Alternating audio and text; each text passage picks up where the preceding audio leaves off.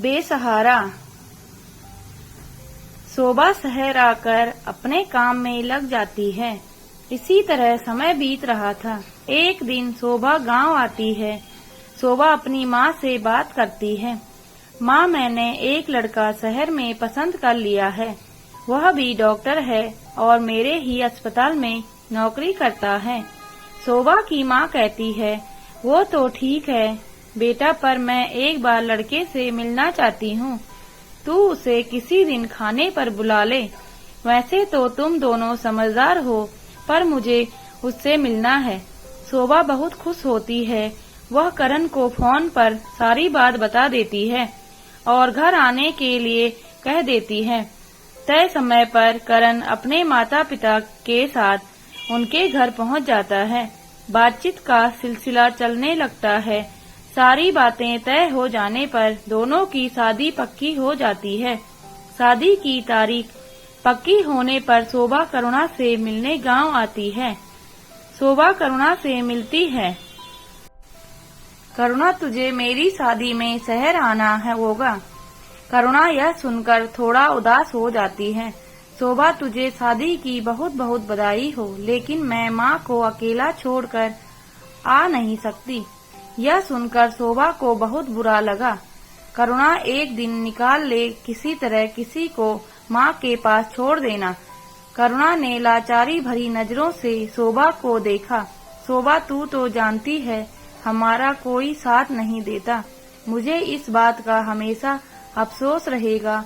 यह सुनकर शोभा बोली, कोई बात नहीं, मैं समझ सकती हूँ। मैं शादी के बाद तुझसे मिलने जरूर आऊंगी। कुछ ही दिनों में शोभा की शादी हो जाती है। शोभा अपनी गृहस्थी में बिजी हो जाती है। एक दो बार वो गांव गई भी, लेकिन करुणा से मिलने का समय उसे नहीं मिल पाया, क्योंकि उसके पति करण के पास समय नहीं होता था। वो उनके साथ ही गाड़ी में वापस जाती थी। एक दिन शोभा घर पर ही थी। आज उसकी ड्यूटी नहीं थी। तभी उसे करुणा की याद आती है। अपनी सहेली से मिलने की इच्छा को वो दबा नहीं पाती। वो करण को फोन करती है।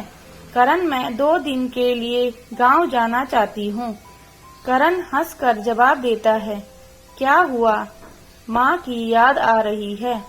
शोभा उन्हें समझाते हुए कहती है, नहीं, मेरी एक सहेली है गांव में, वो बेचारी शादी में नहीं आ पाई, उसी से मिलने जाना है।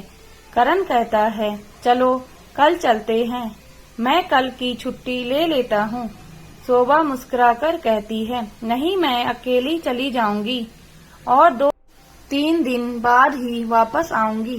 करण उसकी बात पर सहमत हो जाता है। करुणा से मिलने के उत्साह में शोभा जल्दी जल्दी अपने कपड़े पैक कर दोपहर की गाड़ी से गांव पहुंच जाती है। अचानक शोभा को देखकर उसकी माँ पूछती है, बेटी अचानक कैसे आ गई? शोभा हंसकर जवाब देती है, माँ कुछ नहीं, बस ऐसे ही मन कर रहा था। शादी के बाद एक बार भी करुणा से नहीं मिल पाई। सोचा उससे भी मिलकर बहुत सी बातें करूंगी। यह सुनकर शोभा की माँ उदास हो गई और बोली, अच्छा किया बेटा जो उससे मिलने आ गई। उसका आखिरी सहारा उसकी माँ को भी भगवान ने उससे छीन लिया। अभी 3 दिन पहले ही उसकी माँ चल बसी, बिल्कुल अकेली हो गई है। ऊपर से उसके ताऊ जी ने 15 दिन बाद उसकी शादी पक्की कर दी है। यह सुनकर शोभा को गहरा धक्का लगा। वह जल्दी से घर से बाहर निकलकर गांव की गलियों को पार करके करुणा के घर के सामने पहुंच गई। घर के सामने दरी बिछी थी। कुछ लोग वहां बैठे थे।